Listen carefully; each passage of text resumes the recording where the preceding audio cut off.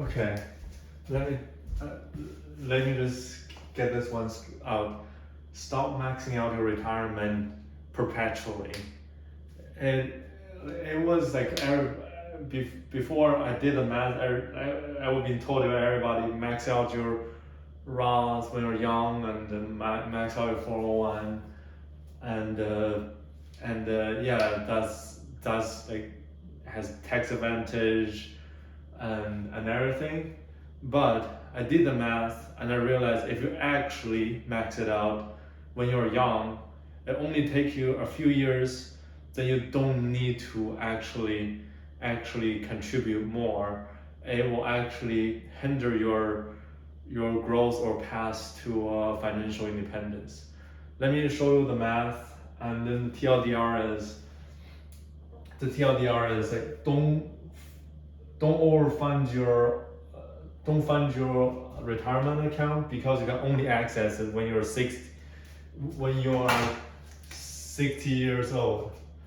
You after you get a theoretical sufficiency on the retirement account, you should fund your bridge account.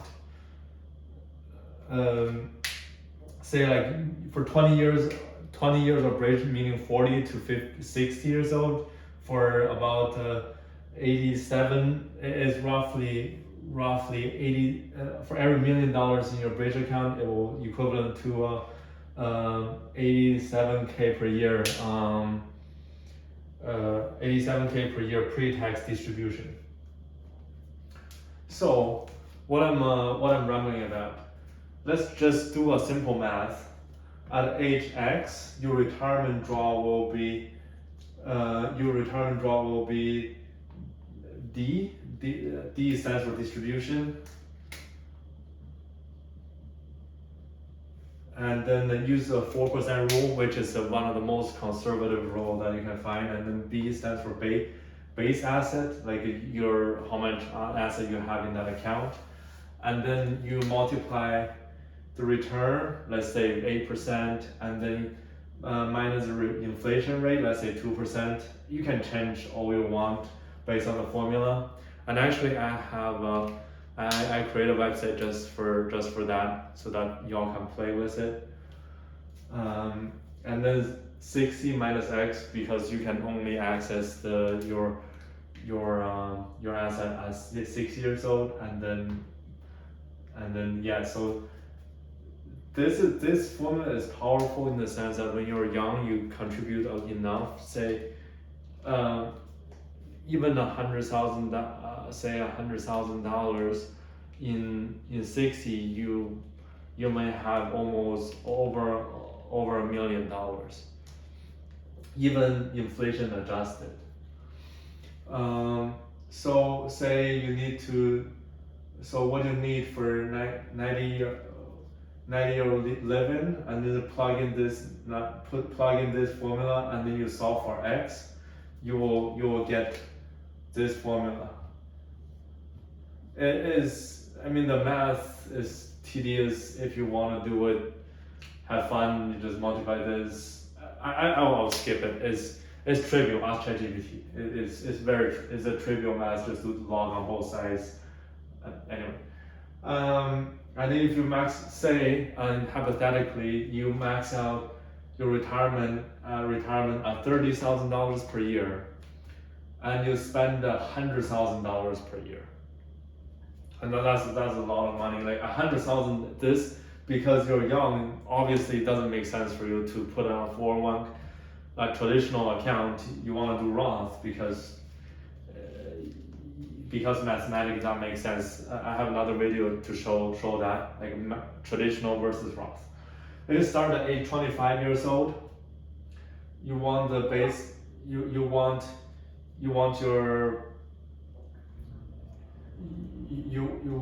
your base greater than this, because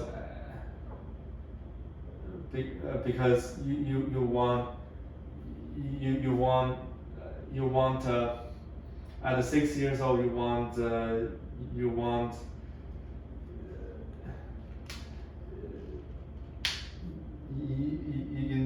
30k at that time you wanna say I stop retire, you stop contributing B greater than that. This is how many years you contributed, like X is like you stop contributing, and then 30 is a contribution you have.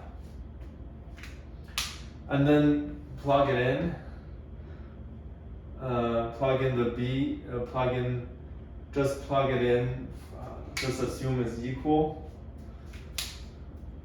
Plug the B in here, and then put the distribution 100K here, and then you solve for X. You'll have astonishingly X equals 35.5. You only need to contribute 10 years if you're starting at 25.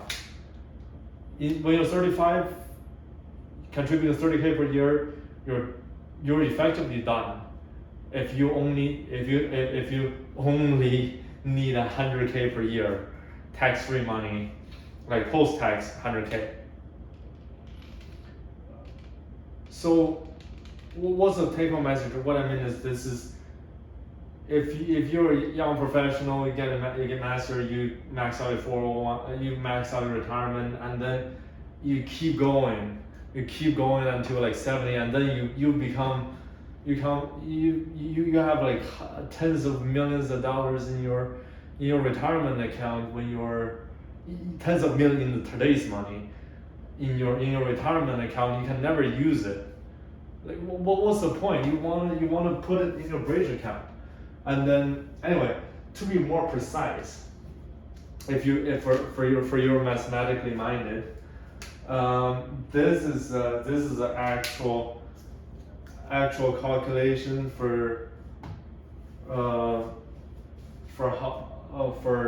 the base account you're gonna takes you, because it's not simple multiplication, because you also have what you already contributed will compound. This is just a principal rate return, and then interest. The R is 1 plus is a product of 1.06.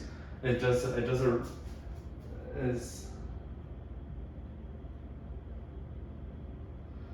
Just a inflation adjusted growth rate, and this is just a geometric sum. You can, for someone who want to solve it, effectively it just calculating this series addition. You can check it out. It's relatively straightforward. If you know like simple like college math, and then you plug it in and then do the solve for this equation. You will end up getting slightly better. You only need to contribute 9 years. Then you will be coast fire, meaning like you don't need to contribute to your retirement fund. So you effectively need to stop contributing your retirement. I mean, personally, I still contribute to the matching amount because it's too good to pass out, to pass. But at some point, it will literally doesn't make any sense to contribute. But that's beside the point. So my take-home message is like 10 years is more than enough for you. If you need 100K per year expense in debt in expenses. And then also you have the 100K. This is based on perpetual 100K forever. You can also consider your life expenses, and you're not living like a vampire forever. And also your expenses will decay over time. Meaning like in your 60s, you may travel around the world, but when you're in the current technology and health care system, I think, say you're 90s, usually you're probably not going to travel around the world and hike, I don't know, 40 miles for for the average American. So the next portion I'm going to talk about is once you reach this, which is surprising to me. I mean, for the math to work, you can check all the math. I even give you how to derive from the first principle. Is in the for bridging your hx to 60. How do you do that? Say you're bridging from 40 to 60, you just need to add a boundary condition of a distribution. This is effectively if you solve the mortgage, this is effectively the mortgage, but in reverse. It's a distribution of distribution for the fixed term.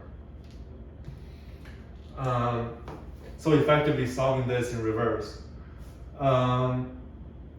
So you plug in this formula with this boundary condition, and then you can say you have $1 million, which is a thousand. Plug in this formula, you will get for every $1 million, you will for 20 years. When you're 40, and if you have $1 million, you will have you can steadily draw 87K per year before tax. To be more precise, if this expenses can be divided into multiple, because one is inflation adjusted, another or like something is just attached to inflation all the time. Mortgage price will drop over time due to inflation eating away the money, because say you have a $2,000 per year per month mortgage, in 10 years it wouldn't be $2,000 in today's money. It will be more like say $1,700, because the inflation eat away part of it. So that's that. You can plug in for your fund, and you can plug in any number you feel like, and then you can just proportionally, because this is linearly proportional to your bank account, to your asset account. You can just multiply this if you want. I don't know, 175K per year. Then you just need 2 million, because you just need to multiply by 2. That simple. And just to sum it up before I dive into the detail on derivation, if you read for the one who found it interesting, is that don't find your return. Don't like those people keep talking about, max out your retirement all the time.